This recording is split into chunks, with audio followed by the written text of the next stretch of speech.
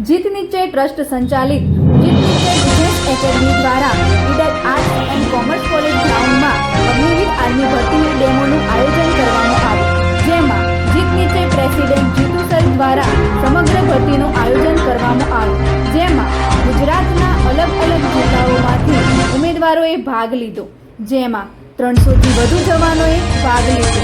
સમગ્ર ભરતી leader Suresh Gorat, writer Parvez Mansuri, offsetting leader writer Chetan Rathod તેમજ શૈલેન્ડર ગઢવી, હેનિલ ચૌધરી હાજર રહ્યા, જેમાં અલગ અલગ પદ્ધતિથી ટેસ્ટ લેવામાં આવ્યો, જેમાં 300 ઉમેદવારોએ દોડમાં ભાગ લીધો, જે પૈકી 90 ઉમેદવારોએ દોડ પાસ કરી।